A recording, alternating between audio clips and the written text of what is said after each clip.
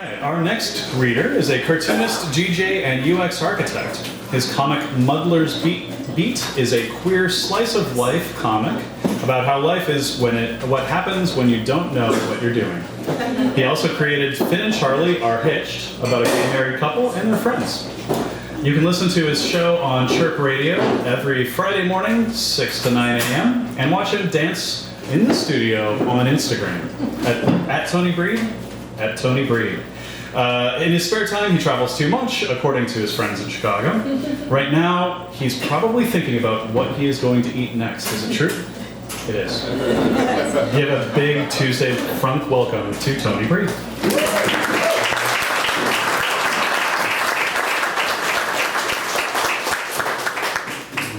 Actually, that's a lie. I was thinking about the fact that I was going to get up and read. So.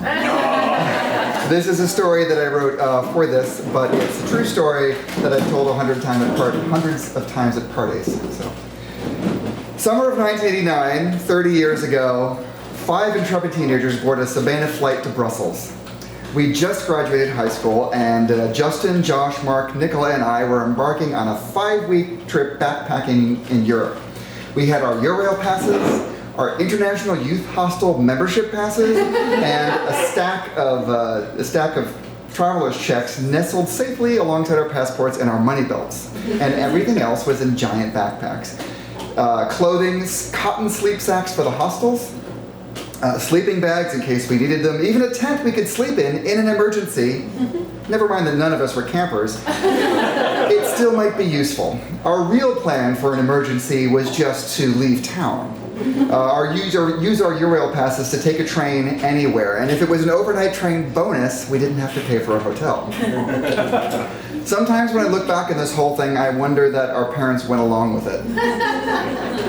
In order to figure out the best places to eat and sleep on a budget in a pre-internet world, we had the latest edition of Let's Go to Europe. I was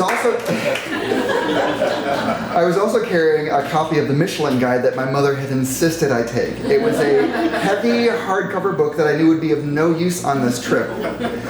But with my mother, it generally helps to just let her get her way all the time, even when you're 3,000 miles away.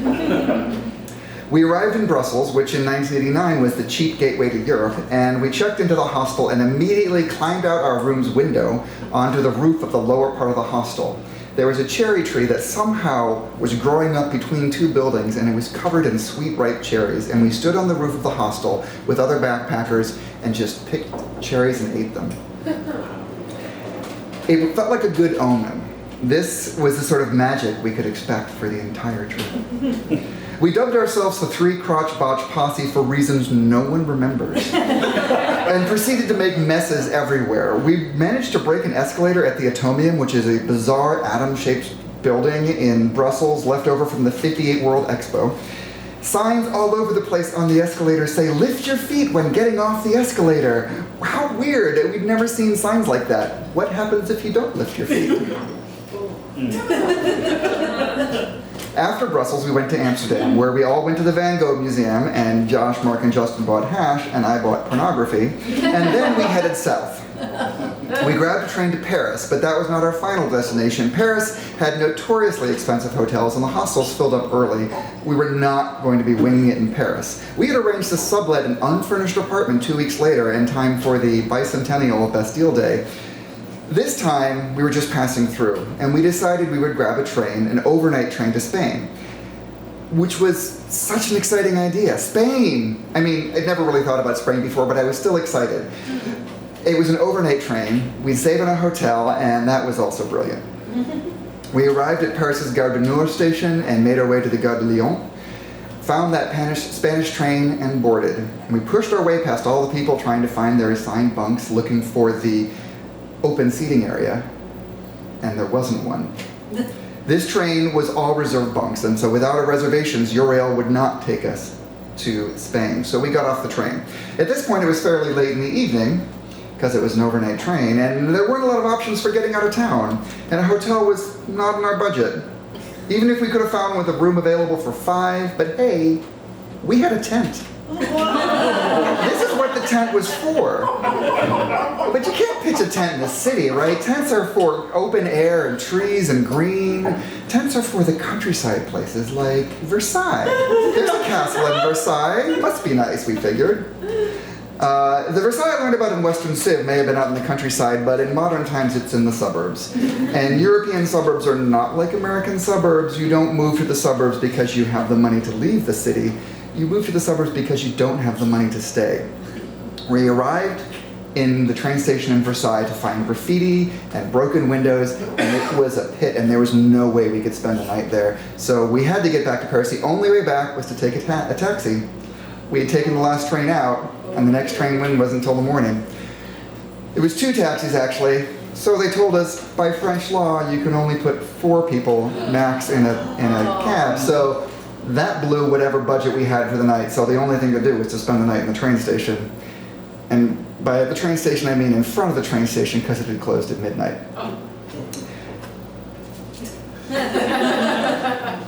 I get reading from memory and I don't know where I am on the page. Yes, here we go. We piled our bags up on the sidewalk in front of the train station and we waited. We hung out, we talked, we played Connect 4 in a travel-size set I brought along. Many Connect 4 championships. Of course, being humans, we eventually needed to pee. And so one by one, we ventured into a nearby hotel to ask sheepishly if we could maybe use the bathroom. And they always gave us a look and then let us use the bathroom. I found out later, years later, that in Paris, restaurants and hotels are required to let anyone use their bathrooms. This is why Paris does not smell like pee.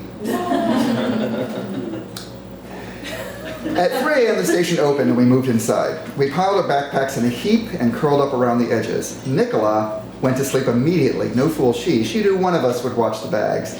Josh and Mark soon followed suit and left me and Justin to guard all of our belongings, and that's when the drunk German showed up. His name was Andreas Vollenwälder, and I remember this because he wrote it in my Michelin guide.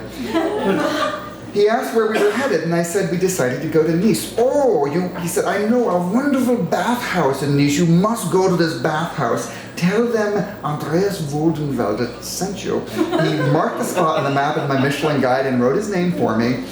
While I tried to figure out how to exit this conversation gracefully, given that I couldn't walk away, and also tried to figure out if a bathhouse meant the same thing in Europe as it did in the US, or it might just be a place you'd go for a bath.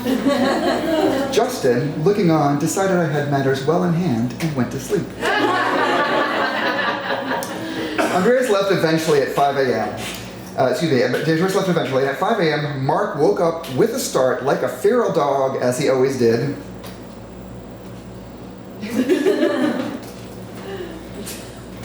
Waking up next to that every day for 5 weeks was a little bit weird. He ran off to the ticket counter to reserve our places on the TGV to Lyon. We weren't taking any chances this time, and the reservations was just a couple dollars per ticket. I was so excited to ride this famous French high-speed train. I was looking forward to watching the countryside zip by in a blur past the window. Settled into my seat, looked out the window, and fell sound asleep as soon as the train started to run. In Lyon, my friends rousted me off the train and dragged me into the waiting room. Wait here. We'll figure out what train to take next. They came back a few minutes later to find me exactly as they'd left me, sound asleep, standing up, wearing a giant backpack. And that is the story of how I fell asleep standing up. I'd like to tell you that there were lessons learned from this night in Paris, but it was just the first of 3 nights that we were homeless. In Bordeaux, we slept in a train station, which at least was partly open all night. In the tiny coastal town of Le Croisic, a place famous for salt and nothing else, the 5 of us huddled into a single phone booth for warmth. It's a long story for another day, but the short version is we took the wrong train back from the beach, and we only had beach clothes with us. And I'm not even including here the fact that the last night we decided to sleep in the airport, and I could not tell you why. In my travel journal, I just wrote that we thought it might be neat. Looking back on these adventures, what really strikes me is the intense quality of teen friendships that you never really experience again. We had developed a rhythm as friends over the years. In Geneva, we met some other backpackers, and when Josh and I started to tell a story, Mark angrily interrupted and said, "It's my turn to tell this story." And Josh and I backed off and let him tell the story. And the other backpackers thought that was weird, but he was right. It was his turn to tell the story. We were a bunch of weird kids who'd gotten into each other's weird heads. And no matter where we were or what happened, whether we were sitting on the sidewalk in front of a train station, or wandering Piazza Garibaldi in Naples trying to find an open currency exchange and forgetting that it was Sunday, so there were none, or on that overnight train from Florence to Geneva defending Nicola against the onslaught of horny Italian boys. Wherever we were never bored, and we were always okay because we were together.